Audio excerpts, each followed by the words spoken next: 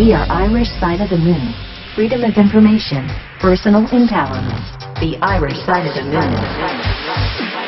I still have a dream. There are many sources of energy available. Everything is energy. My God, do we need this or what? Free our mind. Corporations have taken over the world. Freedom of information, personal empowerment. The Irish side of the moon.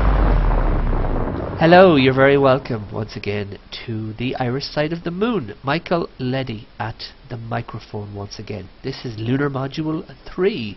These are shorter shows that are uploaded just pretty much as soon as they're recorded. Craig Haley is the guest on this particular Lunar Module. Craig Haley founded the thatsnonsense.com website in 2009. Thatsnonsense.com is a completely voluntary project dedicated to teaching people how to use the internet safely. It keeps readers current with hoaxes and rumours that circulate online, and it has grown steadily into one of the most popular sites dealing with internet scams. It's certainly one of the websites I visit regularly. Thatsnonsense.com. They're also on Facebook. It's presumably, where am I here? Just looking at my list of links, and I've quickly gone by the THs. That's not very good. There we go. Yeah, just facebook.com/thatsnonsense. No space, no nothing, just straightforward. That's Nonsense on Facebook and so forth. And I reached out to Craig on the back of one of the articles that he posted recently, middle of November. He had put up a Facebook like and share photo scams. Don't make scammers rich.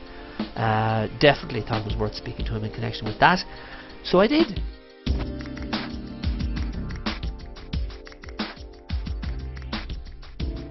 And I'm on the line right now with Craig Haley of thatsnonsense.com. Craig, how are you this evening? Not too bad. Yourself? Good. Good to hear your voice. I want to talk about Facebook, and you're the man to go to. I am indeed. You are indeed. I want to talk in particular about these images and so forth that come across our feeds.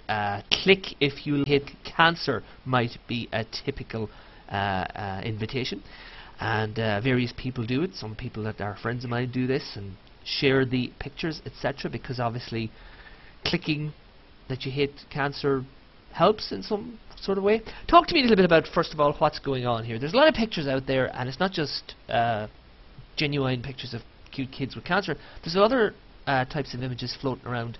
Tell me about some of those first, please, Craig.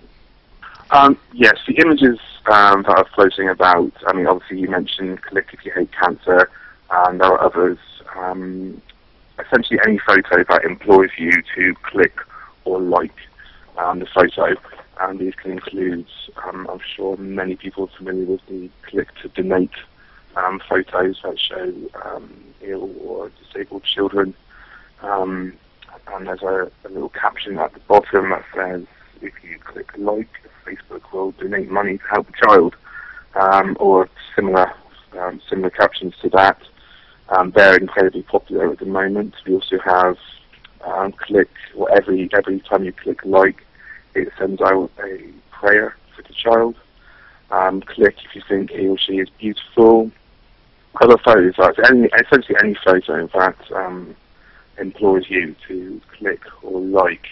Another photo is one that say, if you click like, then something will happen. Yes. For example, there's a photo that's going about that says, if you type in fall into the comments of this photo, then something will happen on your screen. Of course, it's not true. Nothing does happen. It's just a way of getting you to interact with the photo. Yes, complete nonsense. Okay, so first question out of what you said, the first obvious question is, you mentioned there the click to donate.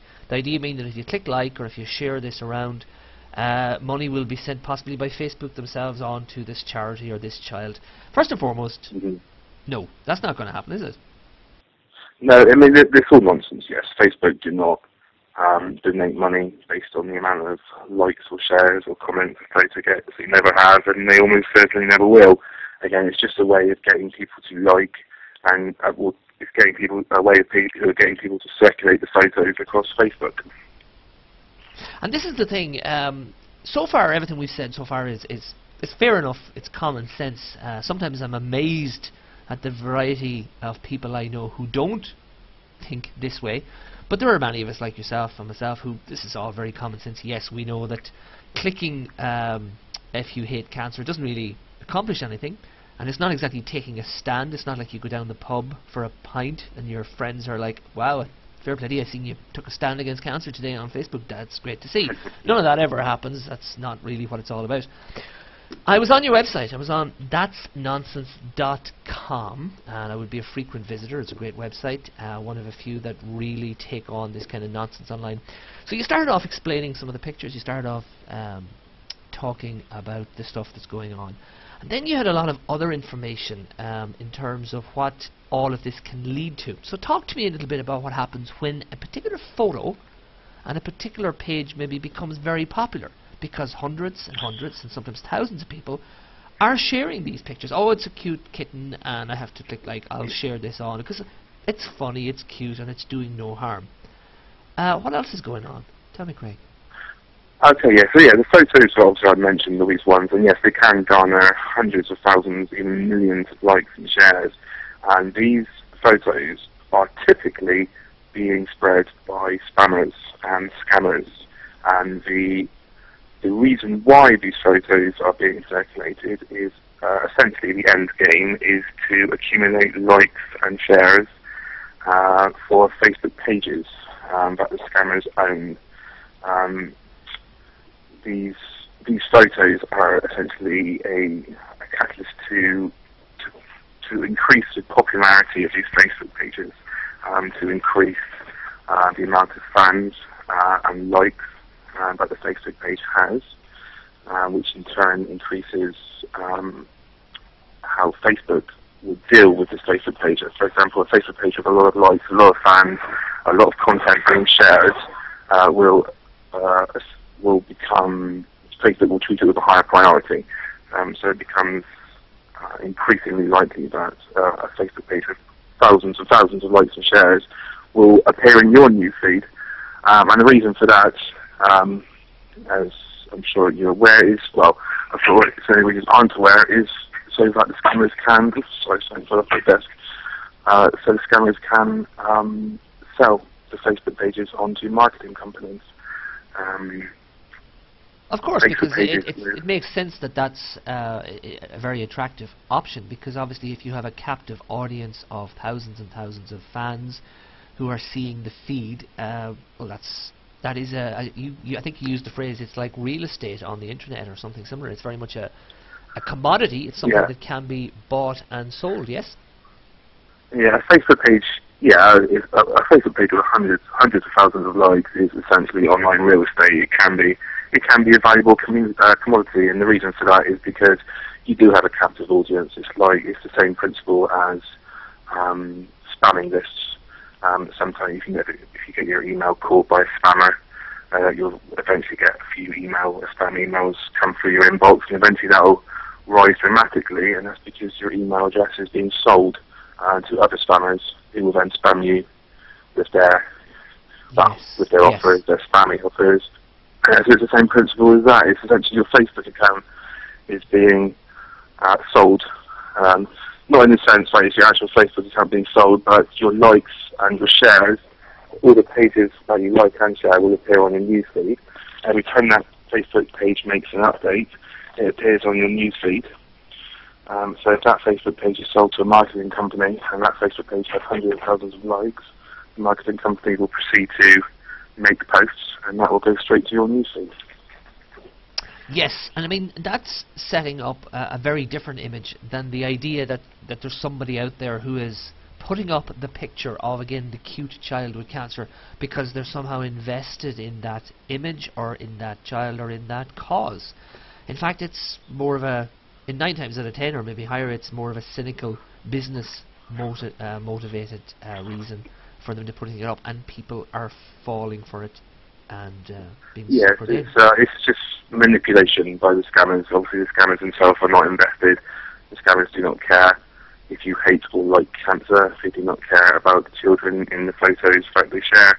It's just about exploiting Facebook users into sharing and liking their photos, and thus accumulating fans for their Facebook pages so they can sell them. And as well as that information, in the same article that I was reading, you make a very good point.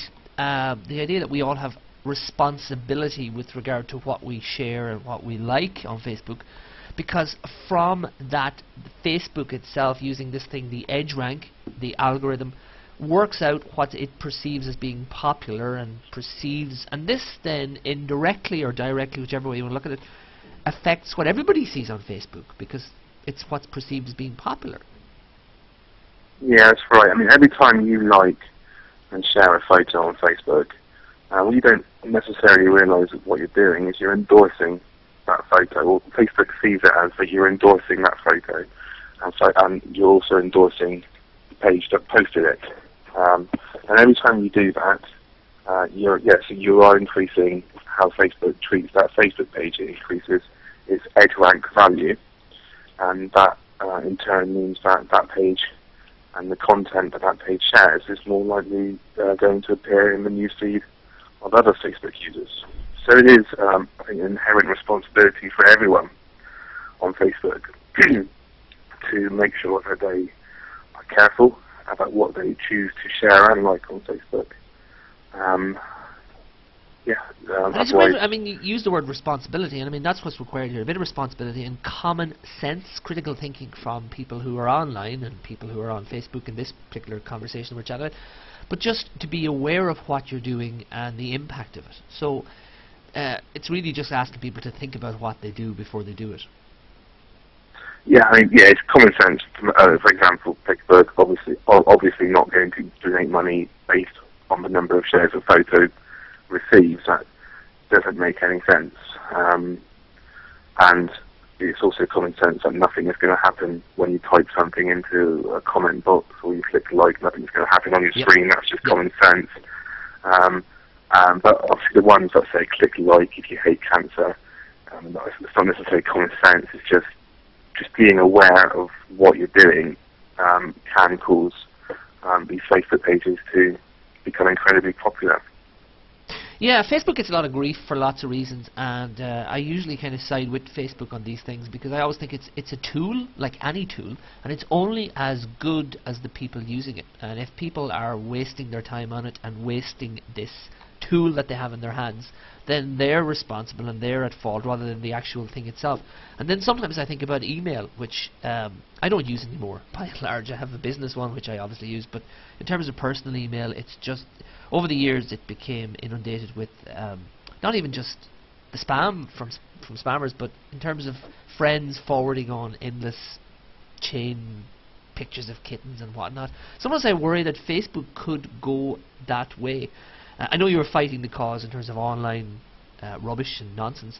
Do you, even though you're fighting against it, do you wonder if maybe Facebook might just degenerate over the coming years and until everybody is just using it to send rubbish to each other? And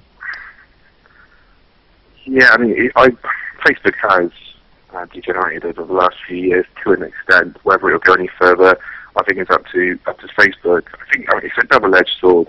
I think Facebook does have a responsibility to make sure that its platform is safe for its users, and it's not, and it's going to do everything it can to help prevent spam. But obviously, Facebook cannot take all of the responsibility. Ultimately, Facebook users have to take responsibility for their own actions, and Facebook can't babysit its Facebook users. It can babysit its Facebook users. well, again, as you say, it's not all Facebook's responsibility. It's up to people and people like yourself and the thatsnonsense.com website, which looks at all sorts of online scams and rumours and so forth. Craig Haley, thank you very much for making time to chat to the listenership of the Irish Side of the Moon. This issue is, I think it touches me and it touches all of us because we're all on Facebook at different times, and it just annoys the heck out of me when I see rubbish being shared. I read your article and it just put another more not sinister maybe, but it's certainly a different spin on things when I kind of thought the bigger picture of what's really going on, and I think everybody should be very much aware of that kind of spin on things.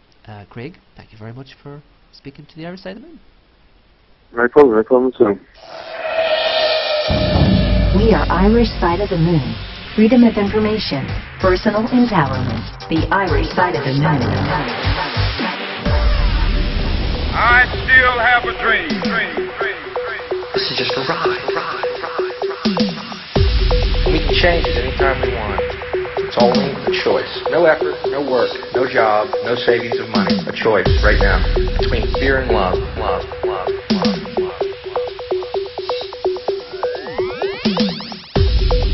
Freedom of information, personal empowerment. The Irish Side of the Moon.